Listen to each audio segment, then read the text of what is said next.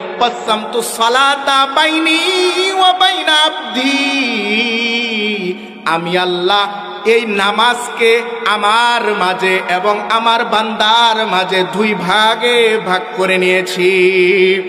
ফাইজা ক্বালাল আবদু আলহামদুলিল্লাহি রাব্বিল আলামিন, বান্দা যখন নামাজ শুরু করার পর বলে আলহামদুলিল্লাহি রাব্বিল আলামিন, তখন বান্দার এই কথার পরিপ্রেক্ষিতে আল্লাহ তাআলা উত্তর দেয় হামিদানি আবদি।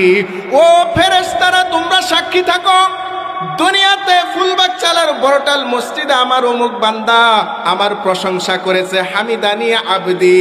আল্লাহ তাআলা যখন হামিদানি আবদি বলে তার এই কথা বলার শেষ হওয়ার পর আমি বলি আর রহমানির রহিম, তখন আল্লাহ তাআলা এই আর রহমানির রহিমের উত্তর দেয় আতনা আলাইয়া আবদি, আমার বান্দা আমার গুণগান গেয়েছে।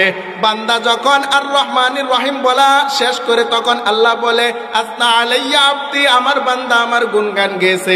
তখন আবার বান্দা বলে মালিক ইয়াউমিদ্দিন, তখন আল্লাহ তাআলা বলে ও ফেরেশতারা তোমরা সাক্ষী থাকো মাজ্জাদানি আবদি।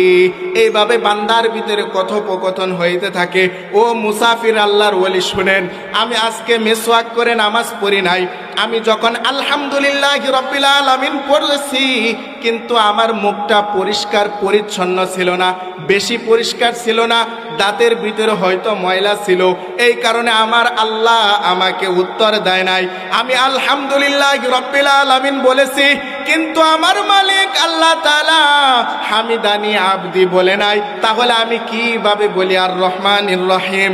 আল্লাহ তাআলা অনেকক্ষণ পরে বলছে হামিদানি আবদি, আমিও অনেকক্ষণ পরে বলছি আর রহমানির রহিম। এই কারণে আজকে আমার নামাজের ভিতরে 40 মিনিট সময় লেগে গেছে। জুনাইদ বাগদাদি আল্লাহর ওলি অবাক হয়ে গেলেন। আমি জুনাইদ বাগদাদি আল্লাহর ওলি এই সুন্নতের গুরুত্ব এত না বুঝার কারণে আমি তো আমার আল্লাহর সাথে কথা বলতে পারি নাই। মুসলমান আল্লাহর বান্দা একজন কাঠরি মানুষ হয়ে, একজন দিন মজুর মানুষ হয়ে যদি সে 5 ওয়াক্ত নামাজে আল্লাহ তাআলার সাথে কথা বলতে পারে, তাহলে আমি আপনি আল্লাহ তাআলার সাথে কথা বলার জন্য প্রস্তুত আছি কিনা? প্রস্তুত আছেন তো? তাহলে আল্লাহ তাআলার সাথে কথা বলতে গেলে